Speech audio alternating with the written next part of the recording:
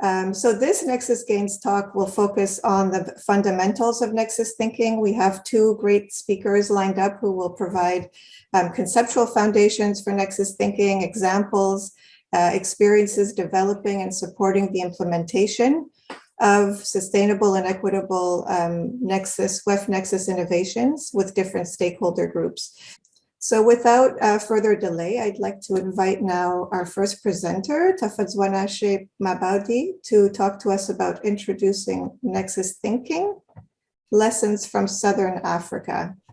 So Tafadzwa, the floor is yours. Thank you.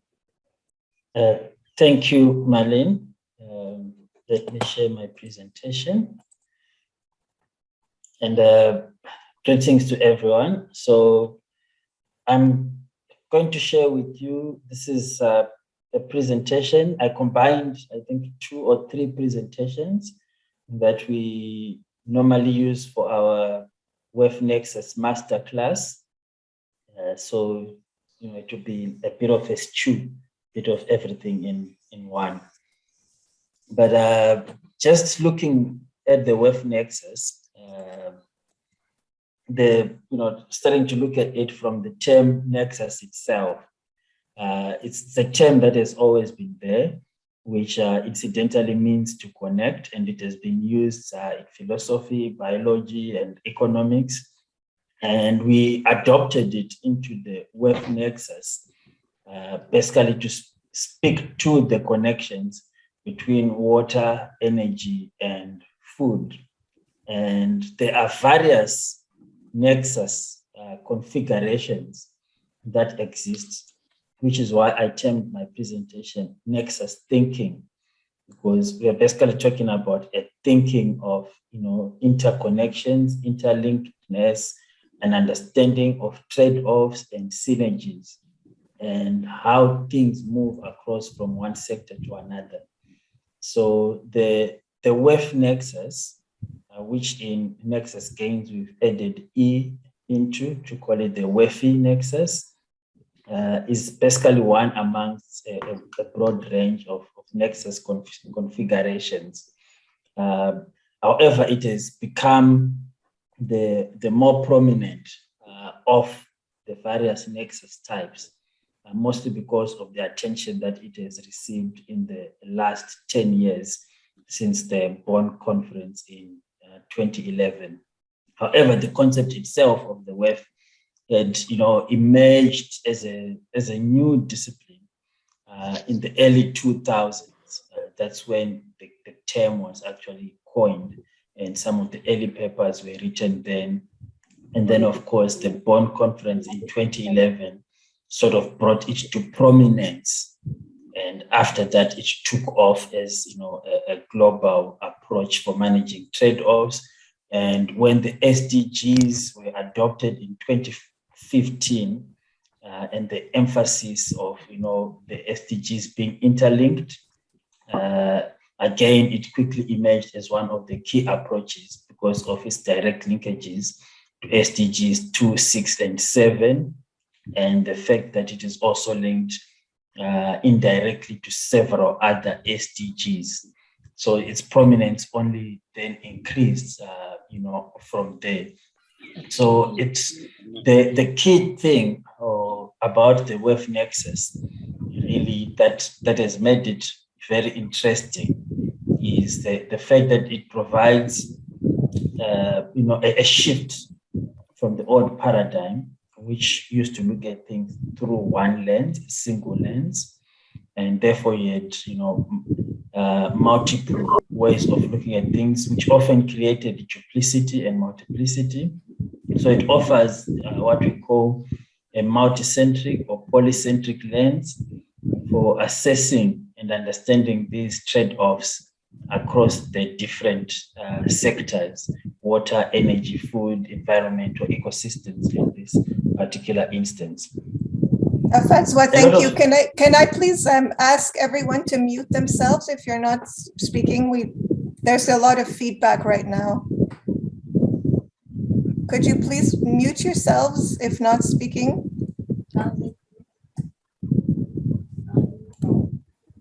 I think Saira Akhtar, could you please mute yourself? Thank you.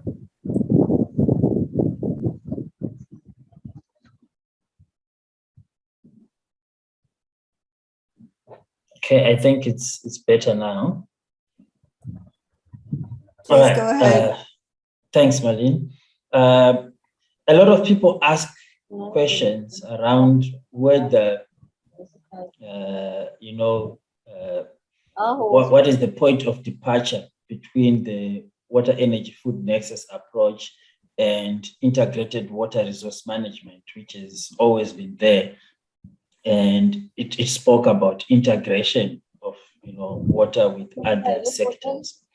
And I think the main point of departure is basically the polycentric nature of the WEFE nexus versus the monocentric nature of IWRM.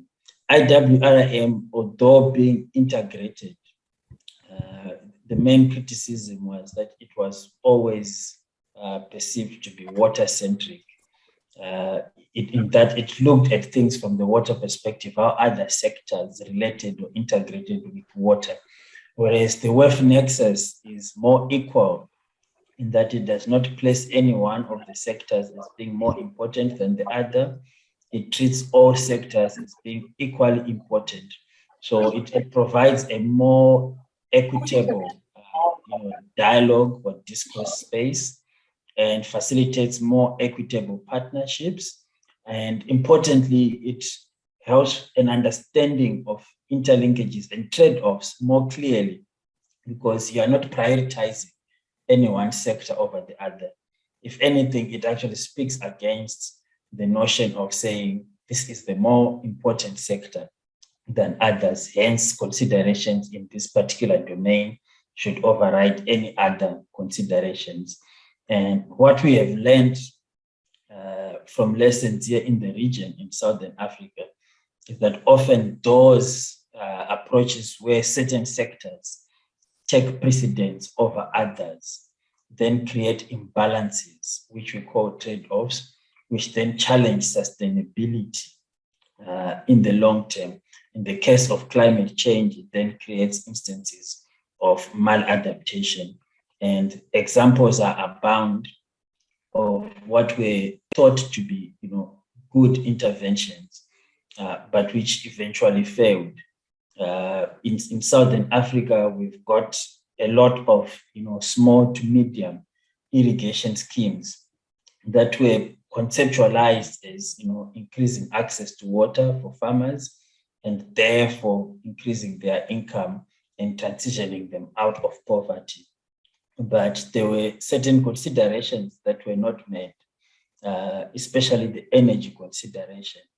It turned out that in a lot of these schemes, the energy costs for pumping and distributing water were higher than the returns of what farmers would earn from producing and selling their produce, which then meant that it was not viable for farmers to produce. The alternative was to either subsidize the energy cost, but the region is energy constrained already. So what was conceptualized in an agricultural space as a good intervention, but the lack of consideration for energy resulted in it not actually delivering on the outcomes. So that's just an example. There are examples from India relating to groundwater over abstraction due to interventions, again, that focused on energy and water, increasing water access through subsidizing energy with the aim to boost food productivity. But in the long term, it undermined water security and so forth. So that instance of where you've got sectoral considerations overriding other sectors in terms of priority is what the WEFE nexus approach basically tries to shift from, to say, let's have a more balanced approach where all sectors are considered equally. Now, it is not without its own faults, so it's not all sweet and heaven. There are criticisms of the approach, and these criticisms are at three levels. The first one is at the conceptual level. So while, as I've argued, that the water energy food nexus is polycentric. A lot of people argue that it is still water-centric, in that it is still being mostly driven by people from the water sector, with an absence or lack of representation from the food and energy sectors. There is another criticism around the lack of common definitions, methods, and frameworks. I think in this project, through Work Package 5, we are also trying to develop a common framework for Nexus gains. So that lack of common framework and definitions creates inconsistencies in how the approach has been translated and understood across different regions. At the analytical level, a lot of the existing models have failed to really address the complex interlinkages that they're supposed to address. They have not been successful in quantifying the trade-offs, nor have they been able to work at different scales that decisions need to be made at. And again, the water-centric issue emerges again in that most of the analysis that have been done so far using these models have mostly focused on water alone without a balanced perspective that includes the other two sectors. Then at the impact level, another criticism of the approach is that there is a lack of evidence in terms of influencing or informing decision-making, instances where the approach was really used to inform and influence decision-making. There are no clear linkages to environmental and socioeconomic well-being. So the criticism is that it's been driven from a very technical approach by mostly biophysical scientists, and it has often excluded, explicit linkages to the environment, as well as explicit linkages to human well-being outcomes. And I think in Nexus Gains, we have tried to have an explicit linkage to the environment by having the E as WEFE.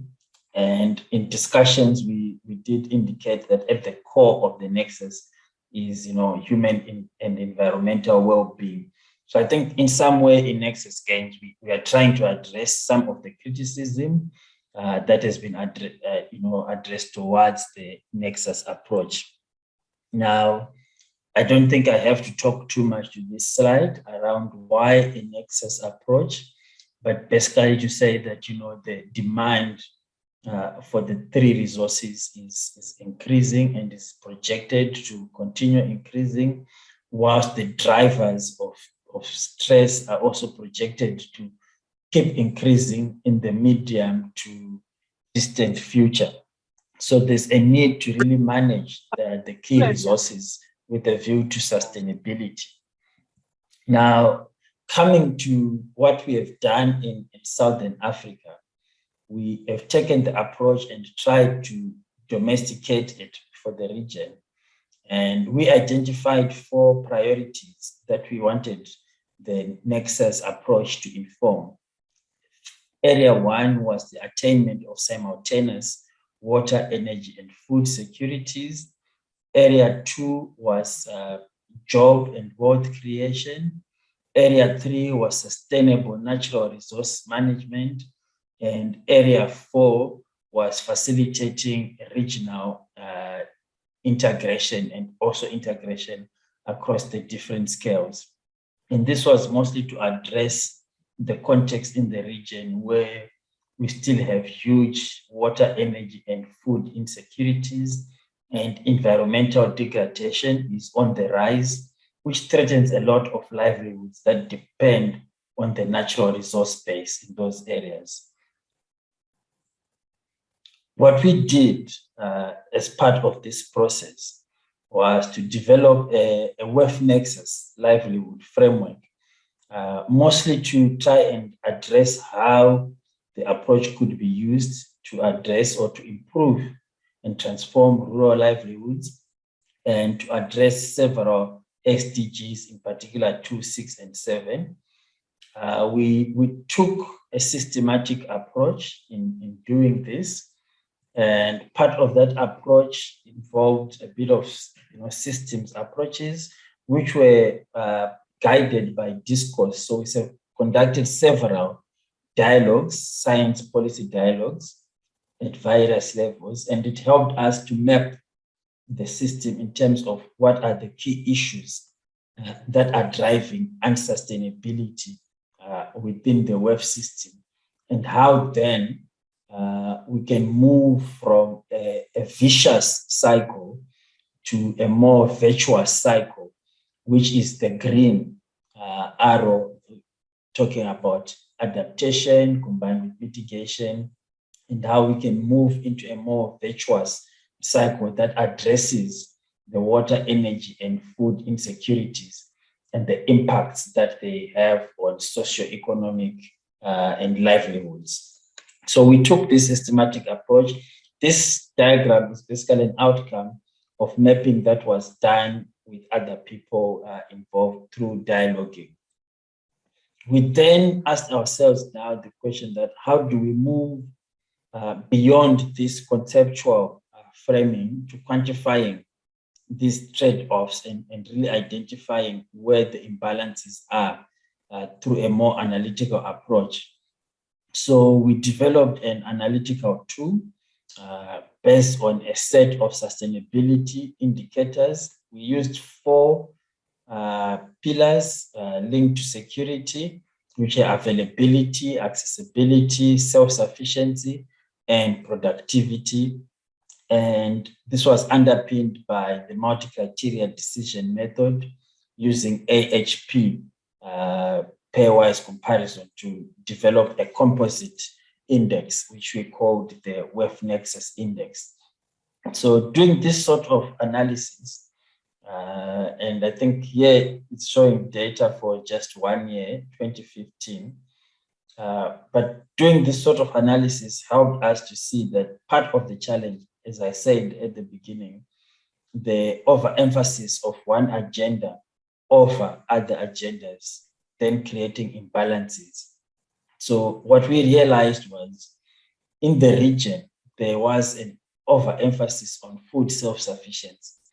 Every country wants to be sufficient in terms of maize production, food secure in terms of maize production, which is the staple. And that was driving massive expansion in area under cultivation, as well as in area under irrigation. So that overemphasis was actually creating imbalances elsewhere in the system. And there was low water productivity, and it was also constrained by energy accessibility, as well as low energy productivity. So this is just a way of visualizing those indicators and trying to identify the points of intervention. So this is a useful approach for understanding or identifying the causality in terms of the trade-offs, and also understanding where to intervene. But this has to be taken together with the discourse approach, which is facilitating the mapping of the broader system. So that again, as you plan your interventions, you plan them knowing where to intervene, where you have the greatest benefit or synergistic effects in the system. Building on this work, we then developed what we called a WEFE Nexus Analytical Livelihoods framework. Inga likes to call it ALF. So we developed ALF, which basically outlined what are the key adaptation components that would help us to achieve sustainable adaptation targets as per the regional mandate. And key to this, I think this speaks a lot to some of the work packages that we have within Nexus Gains, as well as the need that all of this is underpinned by an enabling policy and institutional environment, and which needs to be driven from a system level adaptation approach.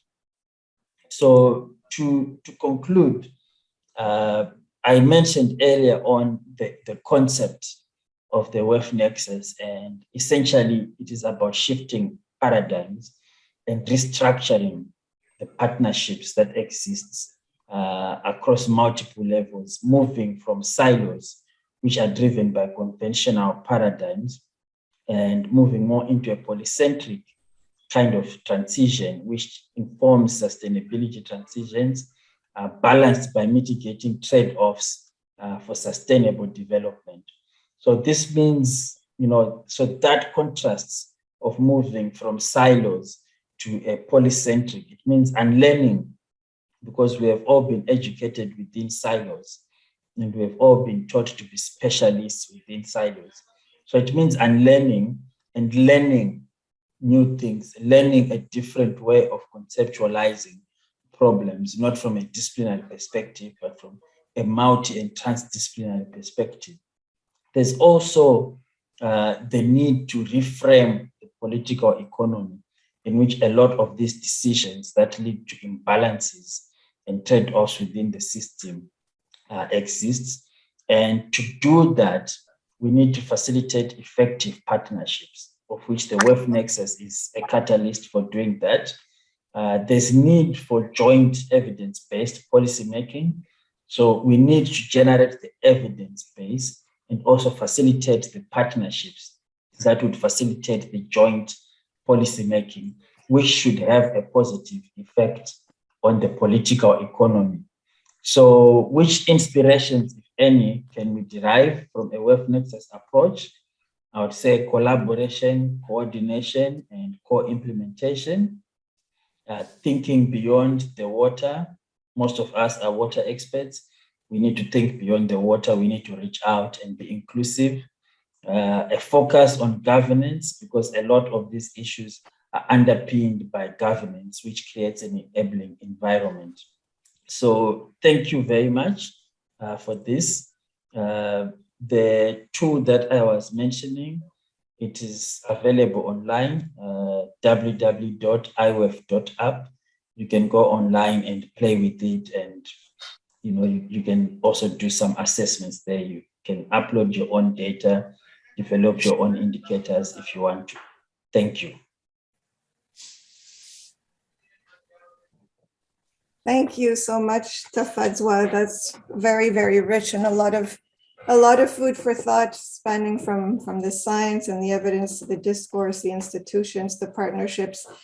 It's a big task, but certainly a lot of learning from your experiences. And I'm wondering if anyone has any questions. Nothing's been typed in the chat, but please feel free to raise your hand and ask your question verbally, or to type it into the chat if there's something you'd like to ask Tafadzwa before we move on to Natalia's presentation.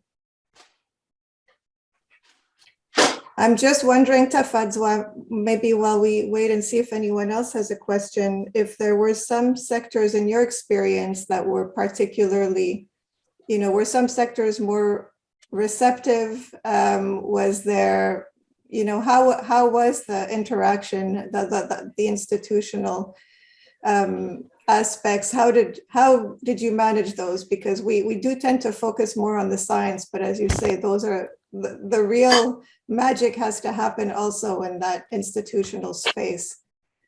So how did you manage to get? Mm-hmm. So the water sector was by default enthusiastic. They were driving the approach. Agriculture was less enthusiastic because they were mostly perceived as the trouble causer, either through creating excessive demand for water or polluting water or damaging the environment. But they were generally viewed as a trouble causer. And they also generally viewed the water sector and the environmental sector as impediments to their agenda, because they were mostly people who were saying no to their plans and agendas. So they were not very keen to come to the table.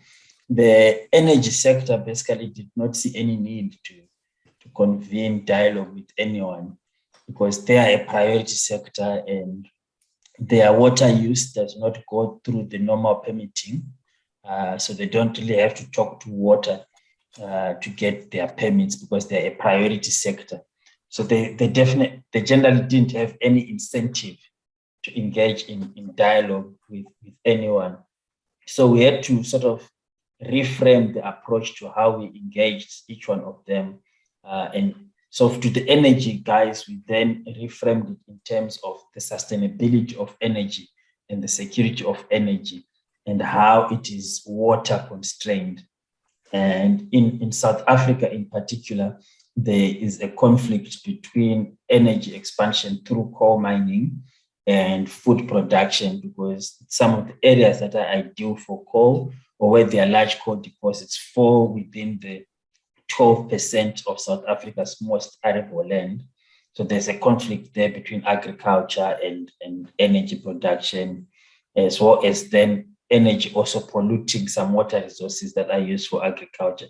So we had to take it into them from the sustainability perspective, and also the agriculture guys, we took the conversation to them from the sustainability perspective to say, how can we make your plans more sustainable going into the future, and how can these other guys become less of an impediment, less of a pain in the neck for you in terms of your planning. So that changed the dynamics, because it meant, okay, so the other guys are willing to listen.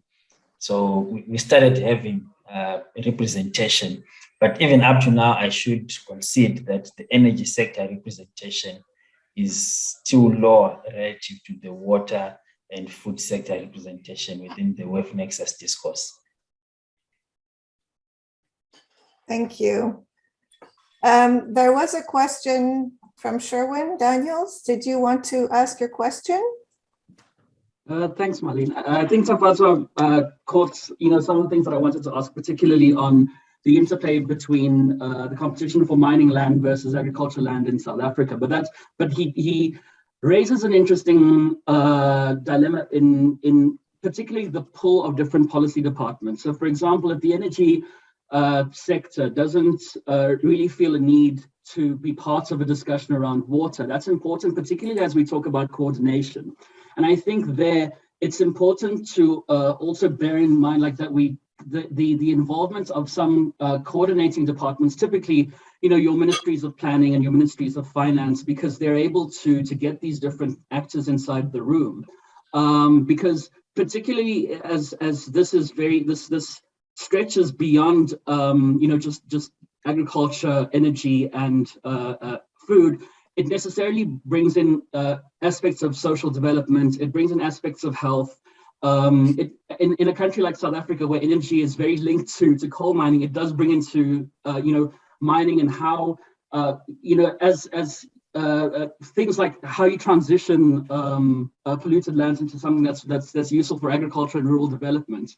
That aspect of the coordination is something that's very important to consider, especially as we think through realistic policy solutions.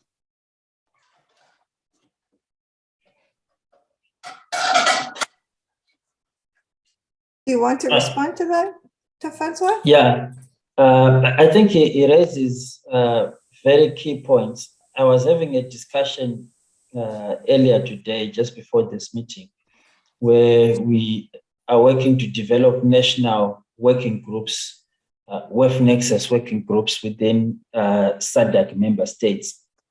And we're saying, how do we institutionalize these working groups? Because we're trying to create a platform that brings government, research experts and civil society into these working groups to start, to broaden the discourse and take it away from the technical or government levels only. But the question of institutionalizing it, there was a suggestion to put it in water.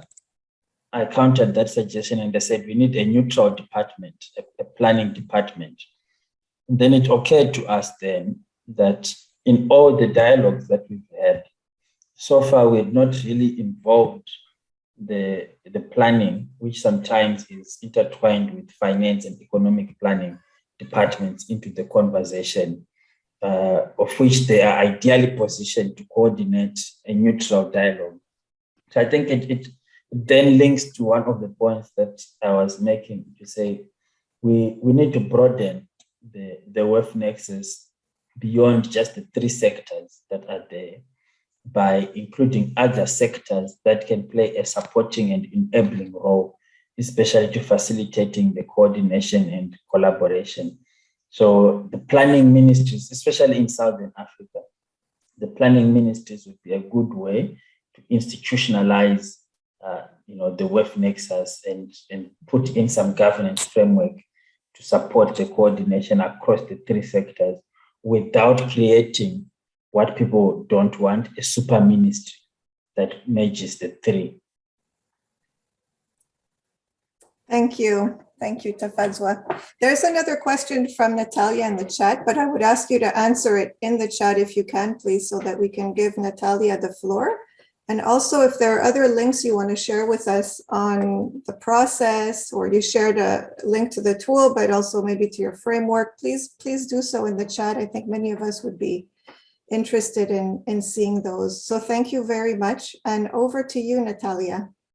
Thank you. And thank you, Tafadzwa, for this great presentation. It's a excellent opening for what we will learn next about examining trade-offs and synergies, or how we can put those more central into the decision making. So as we know, the food systems, in particular agricultural systems, are central to the problems that are a compilation of different, like the global challenges that we are all well aware of, climate change, inequalities, poverty, hunger, and so on. So when we look at the idea of the Nexus is to put and think that agricultural systems are also central to the solution in overcoming those global challenges. As Tafadzwa mentioned, agriculture can achieve simultaneously multiple sustainable development goals. The question is how, and how we can better foresee, manage, and anticipate the trade-offs that as a certain intervention can bring on a certain goal. And the literature, and as we saw before, so we need, in theory, we need to start doing holistic assessments for resilient food systems. And I put this to make emphasis that we need to start looking as well for higher level performance indicators of the system. So it's not profitability, but or productivity, but resilience, adaptability, and so on. And as we mentioned and as we saw, it is necessary that we start having this multi-scale, spatial and temporal and governance level. So we need to start considering interactions between the farm, landscape, and national global level, sectoral as we saw, but also dimensional. So how we can better account for impacts or trade-offs that challenge aspects of, for example, human well-being. Also, we need to start reflecting about the question of indicators or metrics, and how we can use or mobilize metrics that are more relevant to our time. We are still using metrics that were developed for the 60s, 70s, and as we know, many things have changed since then. And also, we need to start thinking about how we can create and co-develop relevant and global relevant scenarios or management or interventions, but that are also locally relevant and respond to the local needs and aspirations as well. And of course, putting more emphasis in inclusive and just pathways and do all that in a timely manner, so the food systems decision makers can incorporate those decisions and those trade-offs and those synergies in a timely manner, like a day or week or so on, not wait until we finish our research every 3 years or 4 years. So that is in theory how we can energize food systems and how we can better anticipate trade-offs and synergies. But when we go to the practice, we see that the reality is very different. And last year in our team, we wanted to particularly identify or see how we can bridge 2 knowledge gaps that are related to trade-offs and synergies in the scientific arena and also in the educational material. So let me talk first about the knowledge gaps that we identify in the scientific literature. So this was a research in collaboration with Wageningen, where we did a systematic review and we analyzed 119 peer-reviewed articles. And pretty much what we found is that truly holistic trade-off assessments are unicorns, although Tafatwa is showing us that we can change myth from reality, from the example in South Africa. And why we say that they are unicorns is because we found that on average, the papers analyze around 4 indicators, but often those indicators fall within the same let's say dimension, or they were like only economic or only agricultural or only agricultural economic, but it was very difficult, or it was really the studies that incorporated our indicators across these different dimensions. In particular, human health and aspects of human well-being were heavily underrepresented in the trade-off assessments literature, and often studied in isolation. So focus on nutrition or food security, and that's it, but not the interaction that we hope to see when we take a Nexus approach. We also found that multi-scale assessment, so seeing, for example, what is the impact or the cumulative impact of an intervention in a field or a farm at the landscape national global level, or in 1 year, 5 years, or 10 years, or across governance levels, they were very rare. And finally, the trade-off assessments often lacked an uncertainty or a risk assessment. So we conduct this research, but we don't know how accurate or how risky it is, like the results, let's say, or how much risk those results can bring into society, into the different communities analyzed. The second key result that we found is that trade-off assessments remain an academic and a consultative exercise.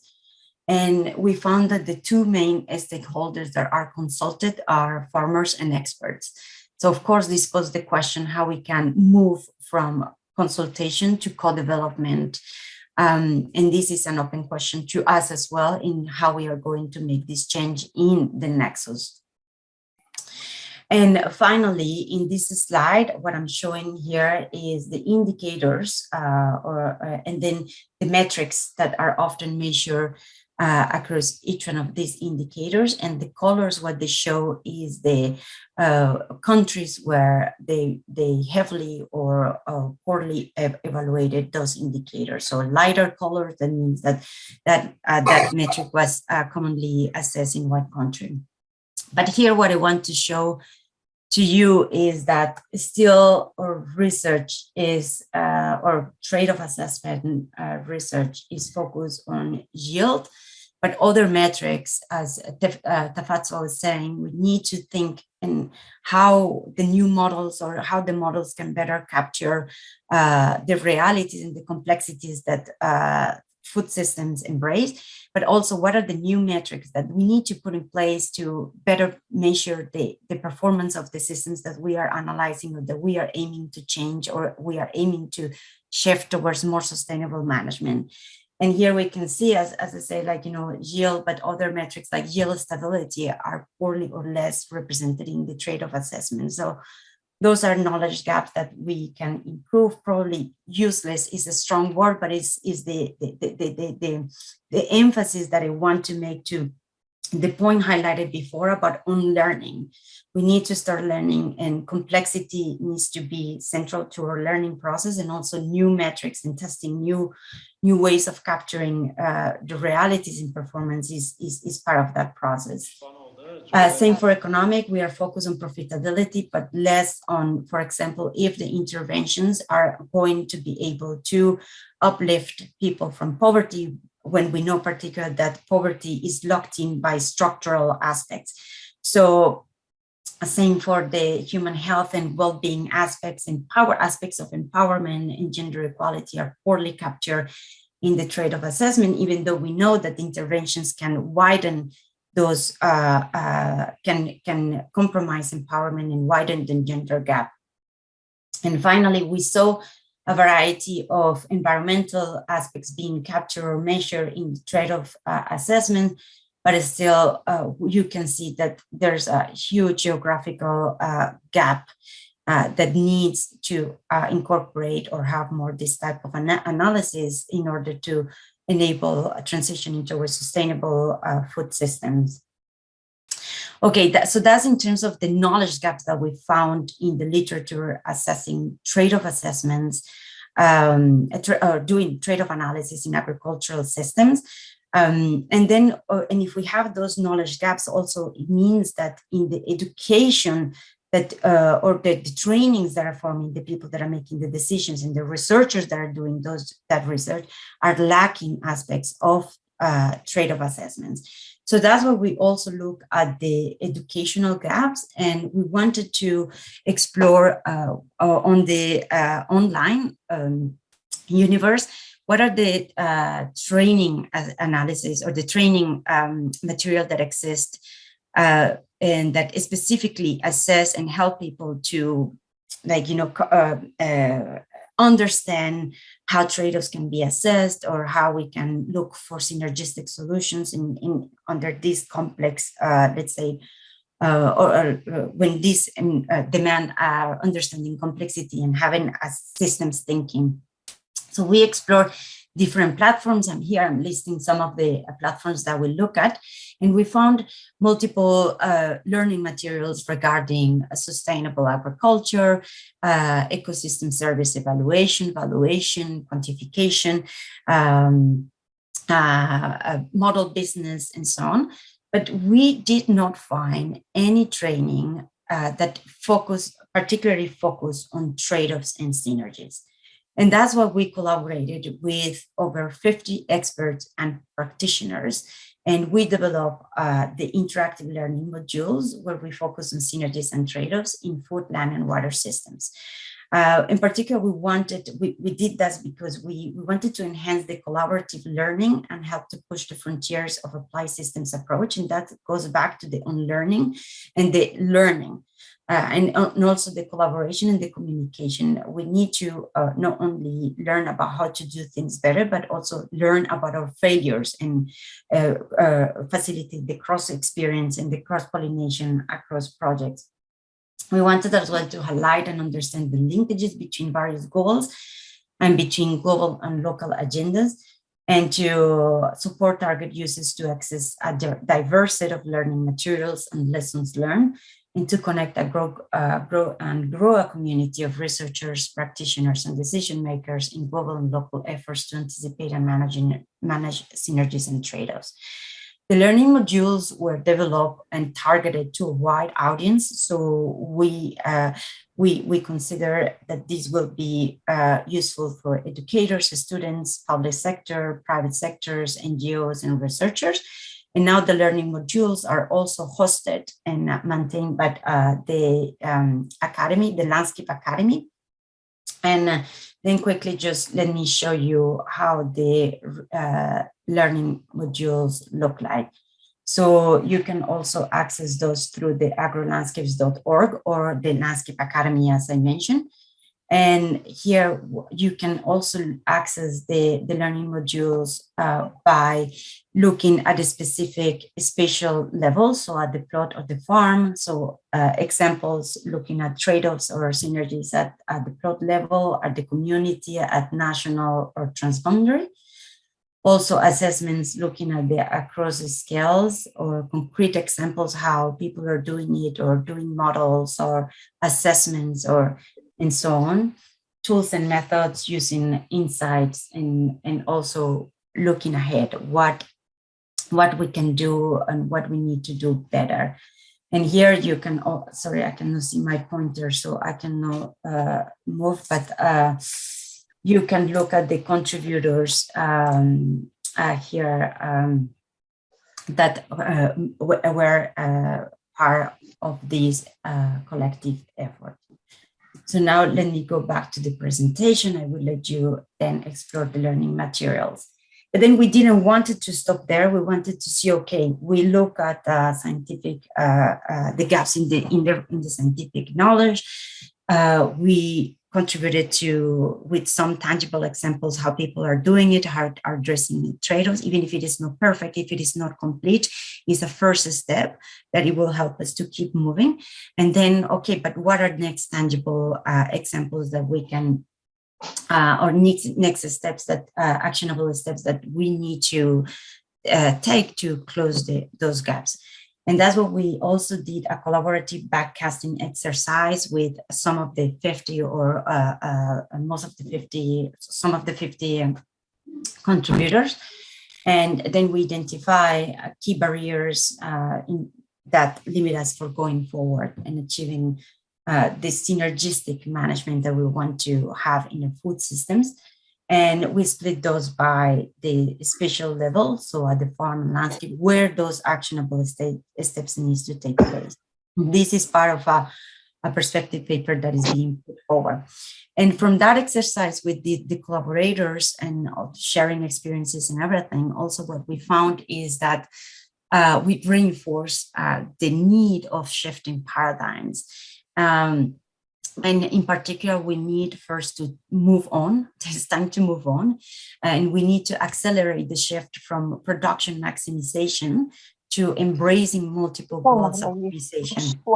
As we saw in Tafatwa example, we are still giving so much weight to one of the sectors or to one objective, and we forget the interlinkages across objectives and goals. And then the second shift is that we need more equitable distribution on where, when, and how the impacts of trade-offs are felt and the cost of managing these trade-offs. And in order to make those shifts, we need to keep in mind some enablers. The first enabler that we discuss a lot with the collaborators and also the trade-off assessment practitioners is the connectedness, where the key actors are aware, able, and active in working with each other towards shared goals. And this goes back to the comment that Gabriel was saying, that we need sectors to collaborate more and integrate and see the consequences of keep working in silo. So how we can increase that connectivity across food system stakeholders is still a question. And that, of course, puts put the spotlight on the need of managing power imbalances and also managing conflict and resolving conflict among the interests that different sectors or different stakeholders can have. Then the second enabler is the knowledge and means, whereby key actors have available and accessible information and have ample resources, support, skills, and tools to work with. And that it comes back to the need that we need to move from collecting science and publishing papers on how we can digest that in information and also integrate that with other sources of knowledge, local knowledge, traditional knowledges, to bring those knowledges together and make that information accessible to all the stakeholders, from consumer to private sector to producers and to researchers as well. That is also critical for the unlearning part that Tafatwa was mentioning. And then finally, agency and incentive, and whereby key actors at all spatial and temporal levels, from local to global, have the desire and the power to apply that information or ideas to decision-making, are motivated and empowered to engage those actions. And that, of course, put the emphasis on power. And we know that many communities are constrained by what is imposed or what is or what they are forced, and their desires, their envisioning, their willingness is not considered. So this is important as well for us to see how we are going to bring into the decision making or for sustainable food systems and Nexus, how we can bring agency and incentives that gives back power to people to shape and decide in their futures and in an inclusive way. So I hope those are the key messages that we got from the assessing the trade-off analysis in food systems, particularly agricultural systems, from looking at the scientific research and also on educational resources. And with that, thank you so much, and I'm happy to answer questions, comments, suggestions. Thank you, Natalia. That was very interesting. And I think it speaks to also our own sort of, and I think also reaching into the response that Tafadzwa provided in terms of reluctance to unlearn, speaks to our own responsibility also of kind of unlearning and relearning how we operate within that system as well, and sort of shedding our own, being open to different kinds of working together and with collaborators. There's a question for you in the chat around from Mark Dubois, who's interested in hearing more about how relations of power and power imbalances are being addressed. What role knowledge might play in this? Would you like to speak to that? Yeah, so just to highlight, so for example, the power imbalances, we did not assess it in the scientific, when we were looking at the papers, we did not find information in terms of how people are managing power imbalances, but from the integrated landscape management experiences, that always come back as a central point. When you want everyone bring or come together to decide how a landscape, how a place needs to be managed, of course, you need to identify the power imbalances. In terms of methodological ways, is very specific to the different case, to the different level, the different type of the power imbalances in the sectors, but there's different very interesting ways that people are doing it, and definitely information plays a key role, and particularly the integration and value of local knowledge as well, because many of the power imbalances are related as well to the weight that we give to one type of knowledge or one type of values, often Western or traditional or conventional values. So how we can bring and add value to the local desires, to the local views, to the local knowledge is also very important. And yeah, so there's different methods that can be mobilized to make that more central or like more easy to do. Yeah. Thank you. There's also a comment from Ruth Mines and Dick that Diana Suhardamem of IMI had a very interesting Rulal game to bring together different actors, but to play other roles and meet other objectives. I wonder if that approach would be useful here. Yeah, gamification is one of the key tools that now is being mobilized everywhere in different ways. Not only gamification with the games like simulating changes in water flow, but also on roles and also on digital. So now there's a discussion on how we can bring more empathy from the private sector in people that are totally disconnected from farmers' reality or women's reality or marginalized people's realities, how we can bring that empathy through games and in digital ways. So there's a huge, very interesting field of research and anthropology, social aspects, and dollar. Thank you. That we can mobilize, and the good thing is that, as Tafadzwa was saying, like Nexus, the way of doing research in a Nexus way is relatively new. So we have an open field to redefine how we are going to do it, and of course we can learn and propose new ways of doing it, and definitely that will be a very interesting way of us working together and yes, in the different locations where WEFE is going to be working. Thank you, Natalia. And I know that games are also part of what will be explored and implemented under Work Package 4 that Ruth is leading. So I'm sure we'll be hearing more about about how that's going from Ruth and the work package for team. So thank you both, Tafadzwa and Natalia. That's been very rich, I think, both in showing the complexity of conceptualizing the WEFE Nexus, but also of applying these Nexus approaches into practice. So lots of food for thought until we meet again at our next Nexus talk. So please stay tuned, everyone, as details of that talk will be shared in the coming weeks.